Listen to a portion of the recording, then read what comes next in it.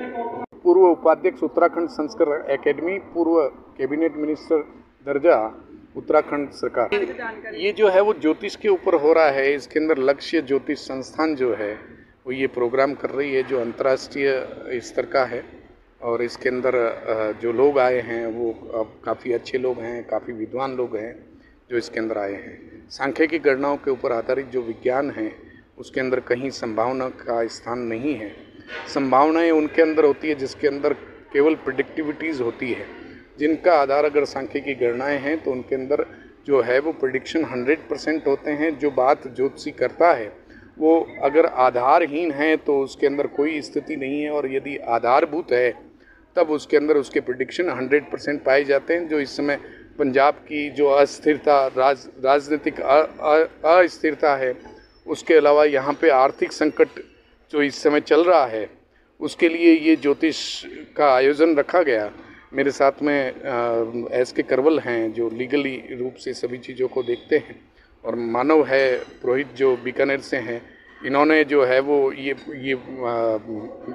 सांख्यिकी गणनाओं को देख करके, पंचांग की गणनाओं को देख करके ये चीज़ बताई है कि यहाँ पे अगला सीएम कोई दूसरे होंगे जिनका नाम S for Shimla, R for Rajasthan, A for America, इन तीनों नामों में से होगा। यहाँ अस्थिरता अभी चलती रहेगी, आगे भी अस्थिरता चलेगी। अभी लगभग 9 से 10 महीनों के दौरान जो है ये अस्थिरता रहेगी और ये टेंशनफुल माहौल रहेगा राजनीतिक के लिए। बाकी सारी चीज़ें यहाँ के लिए काफ़ी उज्जवल हैं। आने वाला समय यहाँ आर्थिक स्थितियों का बहुत स्ट्रॉन्ग है। इस समय जो स्थितियाँ चल रही है वो जरा सी असंवैधानिक की स्थिति भी ला सकती है, इसलिए देखते रहिए समय आपके साथ क्या खेल खेलता है। जो ग्रहों में ज्योतिषी देख करके बताते हैं वो उनके पीछे एक आधार होता है, और वही आधार जो है उसके ऊपर आज चर्चा की जा रही है। इग्नोर उनको किया जाता है जिन लोगों के पास में आधारहीन बातें होती हैं, जो केवल परिस्थितियों को देख करके अपना प्रेडिक्शन करते हैं। आज भी उन व्यक्तियों की वैल्यूज़ हैं जो आधार, जिसके पीछे आधार होता है। ज्योतिष में जो है वो खगोल विज्ञान एक पार्ट्स हैं जिसको पंचांग के रूप में कहते हैं, मैथमेटिकल पोर्शन जिसको एस्ट्रोनॉमी कहते हैं, और एस्ट्रोलॉजी जो उसको फलादेश में कन्वर्ट करती है। वो लोग जो एस्ट्रोनॉमी को देखे बिना जो है वो एस्ट्रोलॉजी करते हैं, उन लोगों की कोई वैल्यू नहीं है। और जो जिनके पास आधार होता है कोई भी बात करने के लिए, जैसे मैं अभी आपसे ये बात कर रहा हूँ, या मानव ने जो की है बात कि यहाँ की सरकार में अस्थिरता रहेगी, उसके पीछे क्या कारण है, उसके पीछे बृहस्पति का कारण है। या कोरोना जो आया था वो बृहस्पति के अत्याचारी होने के कारण से आया था। जून 2019 के अंदर हम लोगों ने कोरोना के बारे में एक फोरकास्टिंग कर दी थी, जो बाद में जाकर के सही साबित हुई। वो ये था कि बृहस्पति अत्याचारी था, अत्यधिक तेज चल रहा था। शनि और गुरु 2 ऐसे ग्रह हैं जो अपने आप में वक्री हुए थे, लेकिन तेज चलने के बाद में वो वक्री हुए थे, तो दुनिया को रुकना जरूरी था। और यही कारण है कि अभी इस समय जो ग्रहों की स्थिति है वो कोरोना की तीसरी लहर नहीं आने देगी। आप लोग निश्चिंत रहिए, लेकिन आपको मास्क पहनना पड़ेगा, 2 गज की दूरी रखनी पड़ेगी, तभी जाकर के आप जो हैं वो सही ढंग से जो रह पाएंगे, अन्यथा फिर से रुकना पड़ेगा। तीसरी लहर नहीं आएगी, as sure as a confirm. ज्योतिषीय विश्लेषण गणनाओं के आधार पर ये बात कही जा रही है। ये कहीं ऐसी नहीं है कि अपने आप में जो है वो संभावनाएं व्यक्त करने वाली है या दुनिया को दिखाने वाली है। आप भी ज्योतिष में देश काल परिस्थिति नियम लागू होते हैं, तो यहाँ पे जो परिस्थितियाँ हमारी जो चल रही है, जो इस समय की स्थितियों को लेकर के जो आप देख लीजिए, 60% से ज़्यादा लोगों को वैक्सीनेशन हो जाएगा, एंटीबॉडीज़ तैयार हो जाएगी। ये एक साइंटिफिकली गणना। ये सार्स नाम का वायरस जो 2002 के अंदर बना था, उसी का ही कोरोना और कोविड जो है वो 2019 के अंदर हमारे सामने। अभी भी जो कोरोना आया है, जो महामारी जो है वो 123 सालों के बाद में आया है।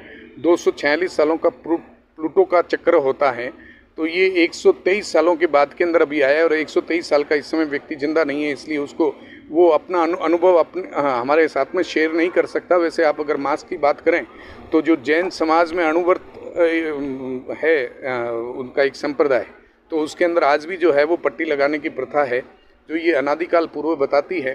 प्लूटो से प्लेग भी बना, कई महामारियां पहले हमेशा आती रहती है। ये जनसंख्या को नियंत्रण करने की एक ईश्वर की विधा है जो ग्रहों के द्वारा प्रमाणित होती है।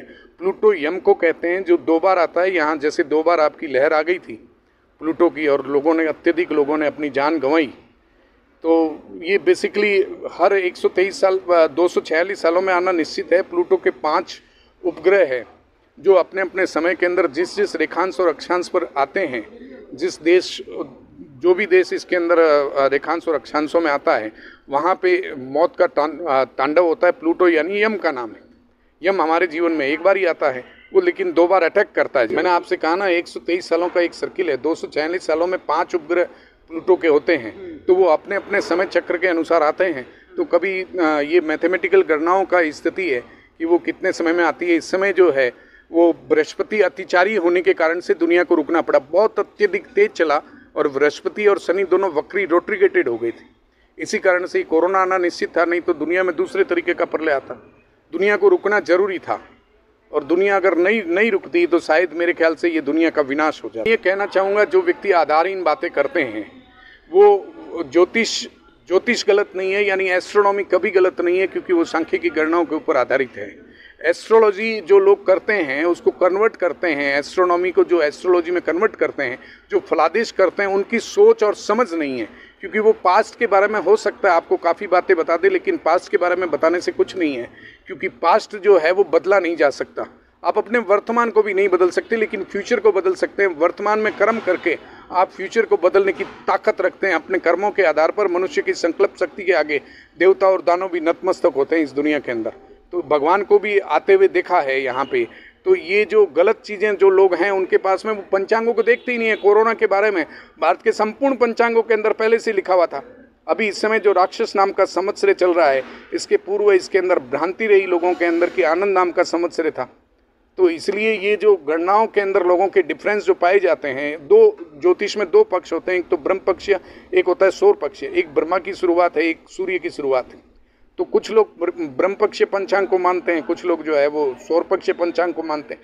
गणित वहीं आती है जाकर के, लेकिन उनके फलादेश के अंदर प्रेडिक्शन में फर्क आ जाता है। तो लोगों को हम गलत बता देते हैं। वो समय की सीमाओं को पार नहीं कर सकता है, लेकिन समय के बारे में बता सकता है, समय को परिवर्तन कर सकता है। यदि मैं आपसे कहूँ कि बारिश आने वाली है, तो आप छाता रख लेंगे और अपने खेत के अंदर जो है वो बीज बो देंगे। और अगर मैं नहीं कहूँगा तो आप, बारिश तो आएगी, वो तो निश्चित है, वो सभी लोगों के घर पे आएगी, केवल आपके अकेले पे नहीं आएगी।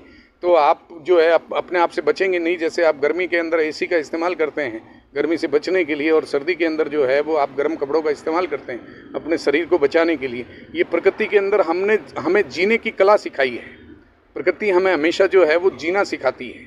इसलिए जीने के लिए आपको सब कुछ जो है वो चलना पड़ेगा। और ज्योतिष जो है वो आपके आसपास का जीवन ही है, आपका अपना जीवन है। ज्योतिष जिसको कहते हैं वो आपके जीवन में तो बदलाव लाता है। कृष्ण कहता है हम सुखम सर्व सुखम, मैं मरा जग प्रलय। आप मर गए तो आपके ग्रह तो यहीं रहेंगे, लेकिन आप दुनिया से चले जाते हैं तो ग्रह आपका कुछ नहीं बिगाड़ सकता। जब तक आप हैं तब तक ग्रह आपके जीवन के ऊपर प्रभाव डालते हैं, लेकिन कर्म प्रधानता सबसे ज़्यादा जरूरी है। भगवान कृष्ण ने गीता के अंदर जो है वो कर्म की प्रधानता को महत्व दिया है और कर्म करने के लिए कहा है, और कर्म ही जीवन है। भाग्य उसका एक साथी हो सकता है।